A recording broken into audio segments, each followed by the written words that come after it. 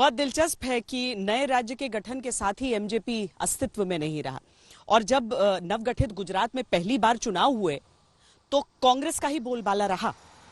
यहां की 22 लोकसभा सीटों में से 16 सीटें कांग्रेस ने जीती और 154 विधानसभा सीटों में से जीती 113।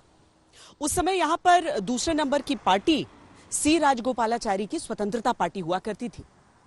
उसने लोकसभा में 4 और विधानसभा में 26 सीटें जीती। गुजरात के पहले मुख्यमंत्री बने महात्मा गांधी के निजी डॉक्टर रह चुके जीवराज नारायण मेहता, पर उनके कार्यकाल के 3 साल पूरे होने से पहले ही उनकी नियुक्ति यूनाइटेड किंगडम के उच्चायुक्त के तौर पर कर दी गई। फिर 25 फरवरी 1963 को बलवंत राय गोपाल जी मेहता ने उनकी जगह गुजरात के दूसरे मुख्यमंत्री के तौर पर शपथ ली। बलवंत राय मेहता भी एक गांधीवादी नेता थे जिन्होंने स्वतंत्रता संग्राम में बढ़ चढ़कर हिस्सा लिया था।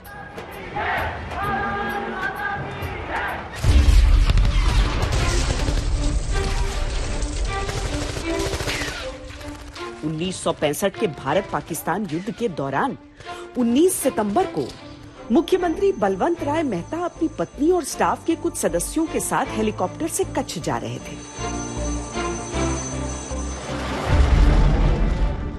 जब पाकिस्तान ने उनके हेलीकॉप्टर को मार गिराया, उस क्रैश में सीएम समेत सभी 8 लोगों की मृत्यु हो गई थी। तो किसी एक पत्रकार ने बलवंत राय मेहता को कहा कि हमें युद्ध के एरिया का दौरा करना चाहिए। पता नहीं एक पत्रकार ने ऐसा क्यों किया, क्योंकि वो खूब चाहता था कि हम युद्ध भूमि में ऊपर से देखें एरियल व्यू और वहीं की तस्वीरें निकाले, वहीं का रिपोर्टिंग करें।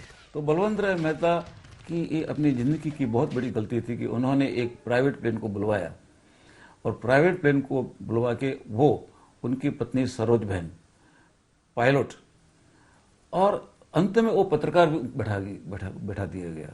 कराची से एक रडार था पाकिस्तान का, इसने ये प्लेन को देख लिया तो वहीं से उन्होंने, उनके पास साइबर जेट प्लेन थे, तो वो साइबर जेट प्लेन से ये विमान को वहां पर गिरा दिया गया, अपने गुजरात के कच्छ की भूमि में गिरा गया।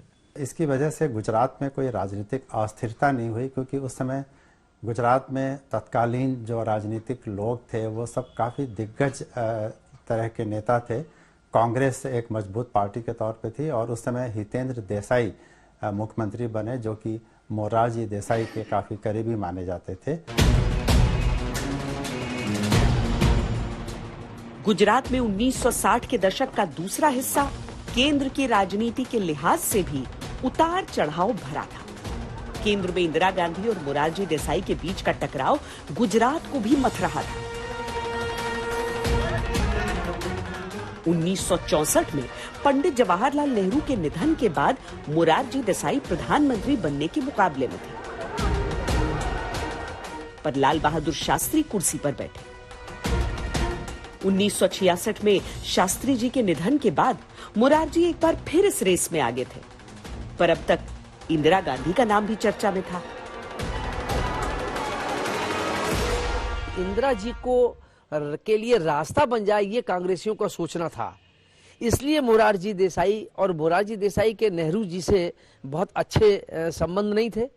कांग्रेस कार्य समिति ने मोरारजी के पक्ष में फैसला कर लिया, लेकिन द्वारका प्रसाद मिश्र ने सभी मुख्यमंत्रियों की उसी समय बैठक बुलाई और मुख्यमंत्रियों से उन्होंने